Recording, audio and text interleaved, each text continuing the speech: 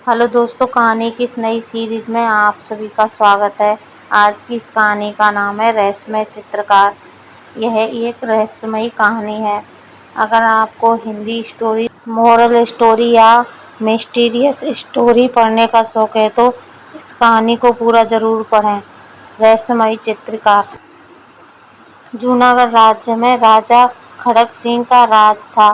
सब तरफ खुशहाली थी और राजा भी अपने राज्य में रहने वाले हर एक कलाकार का सम्मान करता था और उन्हें पुरस्कार देकर प्रोत्साहित करता था। एक दिन दरबार में मंत्री, महाराज, हमारे राज्य में एक नया चित्रकार आया है जो सबकी बहुत सुंदर सुंदर तस्वीर बनाता है। राजा, अच्छा, अगर ऐसा है तो हम भी उस चित्रकार से हमारी तस्वीर बनवाना चाहते हैं। राजा, सिपाहियों, जाओ और जाकर उस चित्रकार को हमारे महल में लेकर आओ। राजकुमार, मैं भी अपनी तस्वीर बनवाऊंगा और फिर मैं उस तस्वीर को अलग अलग राज्य में पहुंचाऊंगा ताकि मुझे कोई अच्छी सी राजकुमारी पसंद कर ले। राजा, हाँ हाँ हाँ, आपको और कोई राजकुमारी पसंद करे, यह तो हो ही नहीं सकता। शक्ल देखिए आपने अपनी। अगले दिन उस चित्रकार को महल में बुलवाया जाता है। चित्रकार, महाराज की जय हो। राजा, तो तुम ही हो वो चित्रकार जिसके बारे में हमने इतनी तारीफ सुनी थी। चित्रकार, हाँ महाराज, मैं ही हूँ चित्रकार छबीला। आदेश दीजिए महाराज, क्या हुक्म है। राजा, हमने तुम्हें यहाँ हमारी तस्वीर बनाने के लिए बुलाया है। चित्रकार, ठीक है महाराज, मैं चित्र तो बना दूंगा पर मैं आपको पहले ही आगाह करना चाहता हूँ। राजा, क्या आगाह करना चाहते हो, पर क्यों, किस बात के लिए। चित्रकार, महाराज, मैं जिसका भी चित्र बनाता हूँ उसके साथ 4 दिन के अंदर अंदर कोई ना कोई दुर्घटना हो जाती है।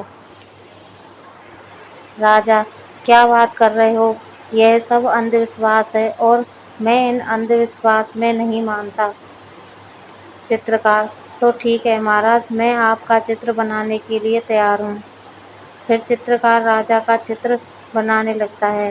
राजकुमार, छबीला जी, आप मेरी भी एक तस्वीर बनाना ताकि मुझे भी कोई सुंदर सी राजकुमारी पसंद कर ले। राजा, वह चित्रकार मेरी तस्वीर बनाएगा, उसके बाद किसी और की। समझे, अब दफा हो जाओ यहाँ से। चित्रकार राजा की बहुत सुंदर तस्वीर बना देता है। राजा उसे देखकर बहुत खुश हो जाता है। राजा, अरे तुमने तो काफ़ी सुंदर तस्वीर बनाई है, ये लो तुम्हारे लिए इनाम। राजा सोने के सिक्कों से भरी एक थैली चित्रकार को देता है। चित्रकार, ठीक है महाराज, मैं चलता हूँ, पर याद रखना मैं जिस किसी की भी तस्वीर बनाता हूँ उसके साथ कुछ ना कुछ बुरा होता है। राजा, अरे जिसको ऐसी बीवी और ऐसा बेटा मिला हो उसके साथ और क्या बुरा हो सकता है। रानी गुस्से से राजा की तरफ देखती है। राजा, मेरा मतलब यह है कि इसको ऐसी बीवी और ऐसा बेटा मिला हो उसके साथ कुछ गलत हो ही नहीं सकता ना। राजकुमार, अरे ऐसे कैसे हम आपको जाने दे सकते हैं, अभी तो आपको हमारी भी तस्वीर बनानी है, आप भूल गए। चलिए चलिए हमारे साथ और हमारी भी तस्वीर बनाइए। चित्रकार, जो हुक्म युवराज। फिर चित्रकार प्रताप की तस्वीर बनाने के लिए उसके साथ जाने लगता है। तभी महाराज के ऊपर झूमर गिरते गिरते बच जाती है। सब लोग बहुत हैरान हो जाते हैं। चित्रकार, देखिए मैंने कहा था ना, मैं जिस किसी की भी तस्वीर बनाता हूँ उसके साथ बुरा होने लगता है। राजा, अरे ये तो एक इत्तेफाक है, कुछ बुरा नहीं होता। फिर थोड़ी देर बाद राजा का पैर फिसल जाता है और राजा गिर जाता है। रानी, अरे महाराज, आपको मैंने कितनी बार कहा है कि थोड़ा वजन कम कर लीजिए, देखिए आपके गिरने से महल का फर्श टूट गया। राजा, अरे रानी साहिबा, हम गिर गए हैं, आपको हमसे ज़्यादा महल की फर्श की पड़ी है, अब हाथ दीजिए और उठाइए हमें। मंत्री, महाराज, कहीं ऐसा तो नहीं यह चित्रकार सच कह रहा हो, अगर इसके चित्र बनाने में आपकी जान पर कोई खतरा हुआ तो। राजा, अरे नहीं नहीं मंत्री जी, आप ऐसे ही परेशान हो रहे हैं। मंत्री, नहीं महाराज, हम इन बातों को ऐसे नज़रअंदाज नहीं कर सकते। तभी राजा के पास से एक खंजर उड़ता हुआ निकल आता है। मंत्री, सिपाहियों जरा देखो कौन है वहाँ पर सब लोग राजा के लिए बहुत ही परेशान हो जाते हैं। मंत्री, सिपाहियों महाराज की सुरक्षा में कड़ा पहरा लगाया जाए और ध्यान रखना महल में कोई भी अनजान व्यक्ति बिना इजाजत के नहीं आना चाहिए। सिपाहियों, जो हुकुम मंत्री जी।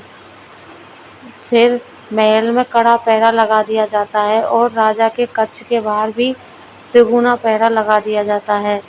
रानी, हे भगवान, सिपाहियों, महामंत्री जल्दी आओ।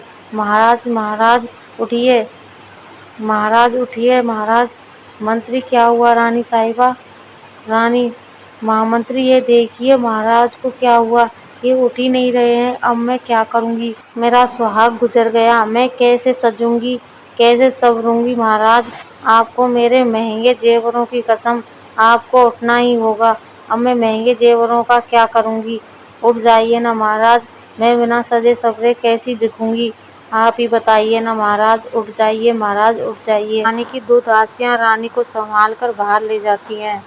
पूरे राज्य में मातम छा जाता है। रानी, महाराज, आप इतनी जल्दी क्यों चले गए? तभी एक सिपाही वहां पर दौड़ा दौड़ा आता है। सिपाही, युवराज की जय हो। युवराज, पड़ोसी राज्य के राजा ने हमारे राज्य पर हमला कर दिया है। राजकुमार, पिताजी, अगर आप मुझे पहले ही युद्ध नीति बता देते तो आज यह दिन नहीं देखना पड़ता। मुझे तलवार भी ठीक से पकड़ना नहीं। कठोर कहीं के।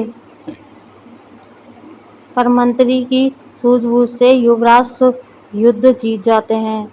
मंत्री, क्या हुआ युवराज, आप चिंतित लग रहे हैं?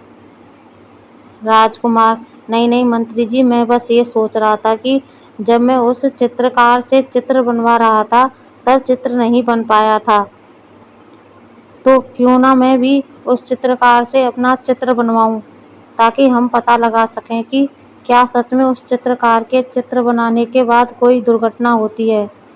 राजकुमार की बात सुनकर मंत्री भी थोड़ा सोच में डूब जाता है। मंत्री, वह तो ठीक है, पर अगर आपकी जान को भी खतरा हुआ तो? राजकुमार, महामंत्री जी, आपका डर सही है, पर हमें इस बात का पता तो लगाना पड़ेगा। अगले दिन फिर से उस चित्रकार को बुलवाया जाता है। मंत्री, चित्रकार छबीला, हम चाहते हैं कि आप हमारे राजकुमार की भी एक तस्वीर बनाएं। चित्रकार, पर युवराज, आपको तो पता है कि मेरे चित्रकारी की वजह से महाराज का निधन हो गया और फिर भी आप मुझसे अपना चित्र बनवाना चाहते हैं। राजकुमार, आपसे जितना कहा जाए बस आप उतना ही कीजिए। फिर चित्रकार राजकुमार प्रताप की एक तस्वीर बना देता है। राजकुमार, चित्रकार छबीला, आपने हमारी तस्वीर तो बहुत सुंदर बनाई है, पर आपको कुछ दिन हमारे महल में ही रुकना होगा। चित्रकार, जो आज्ञा महाराज। उसी रात को एक नकाबपोश राजकुमार के कमरे में राजकुमार को मारने के लिए पहुंच जाता है। तभी वहां पर महामंत्री आ जाता है और वो नकाबपोश भाग जाता है। मंत्री, राजकुमार, मैंने अभी अभी यहाँ पर किसी को देखा। राजकुमार, पर यहाँ तो मेरे अलावा और कोई नहीं था, जरूर आपको वहम हुआ होगा। महामंत्री, नहीं युवराज, महामंत्री की मौत के बाद हमें और भी सतर्क रहना होगा। हम किसी भी बात को हल्के में नहीं ले सकते। राजकुमार, ठीक है महामंत्री जी, पर आप अभी अपने कक्ष में जाकर आराम कीजिए। रानी भी अच्छे चित्र बनवाने के लिए लालच में उस चित्रकार के पास पहुंच जाती है। रानी, चित्रकार छबीला, हम तुम्हें आदेश देते हैं कि तुम हमारी एक ऐसी तस्वीर बनाओ जिसमें हम बिना सजे सवरे भी बहुत सुंदर दिखें। आसपास के राज्यों की सभी रानियां उस चित्र को देखकर हमसे जलें।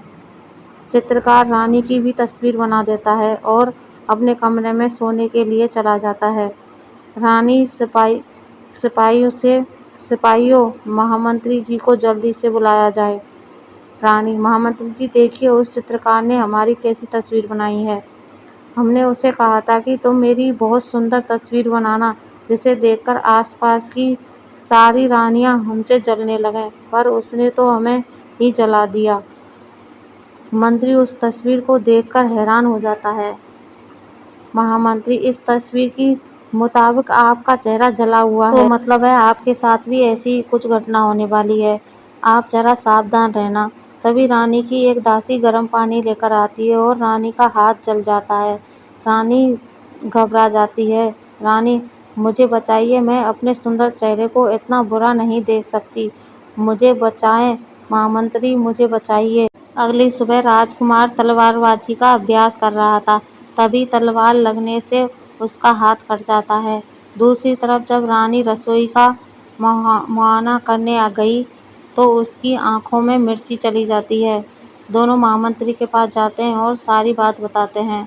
महामंत्री सारी बातें सुनकर बहुत हैरान हो जाता है। महामंत्री, मतलब उस चित्रकार के चित्र बनाने के बाद सच में कोई ना कोई दुर्घटना होती है, ऐसा कैसे हो सकता है?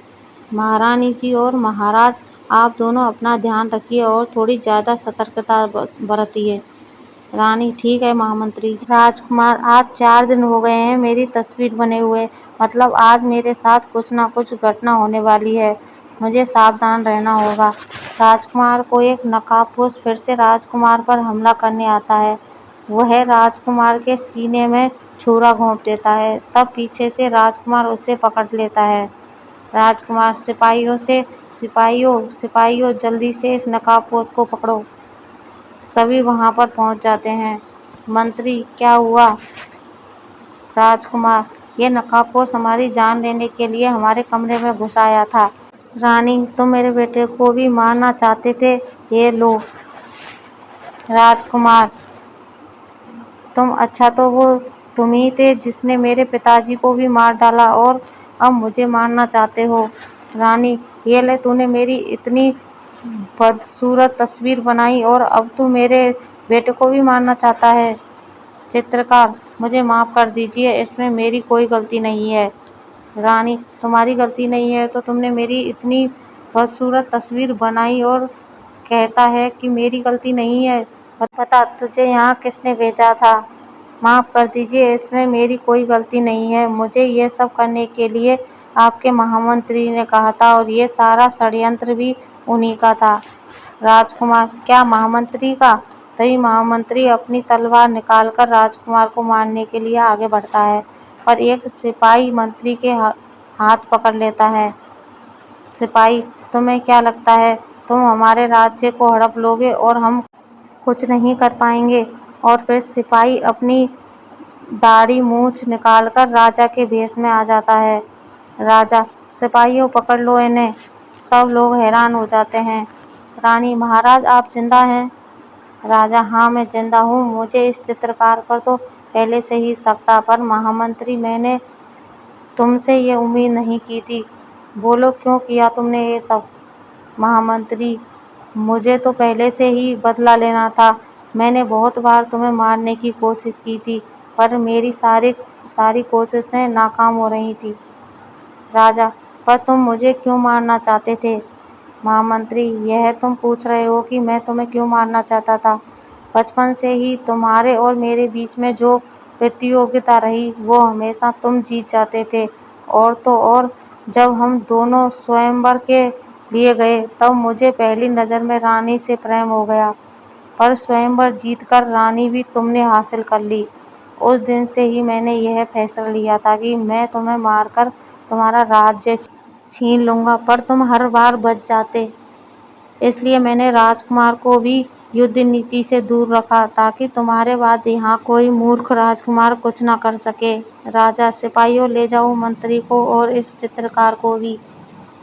रानी, महाराज ये आपने कितना बढ़िया षड्यंत्र रचा। आप जिंदा हैं, मैं अपने सारे गहने पहन सकती हूँ। राजा, हाँ मैं जिंदा हूँ, बस मैं मरने का नाटक कर रहा था। मुझे इस चित्रकार पर शुरू से ही शक था, पर मेरा शक यकीन में तब बदला जब मैंने इस चित्रकार को किसी से बात करते हुए सुना कि उसने मेरे दूध में जहर मिला दिया है, और फिर मैंने वह दूध फेंक दिया और मरने का नाटक किया, ताकि मैं इनकी हरकतों पर नज़र रख सकूं और इनके षड्यंत्रों को पर्दाफाश कर सकूं। रानी, वो सब तो ठीक है, पर उस चित्रकार से मेरी एक सुंदर सी तस्वीर जरूर बनवा दीजिएगा। यह सुनकर सब लोग जोर जोर से हंसने लगते हैं। दोस्तों ये हिंदी कहानी आपको कैसी लगी नीचे कमेंट में हमें ज़रूर बताएं। कहानी को पूरा पढ़ने के लिए शुक्रिया। कहानी अच्छी लगे तो लाइक करें, शेयर करें। चैनल को सब्सक्राइब नहीं किया है तो चैनल को सब्सक्राइब कर लें। धन्यवाद।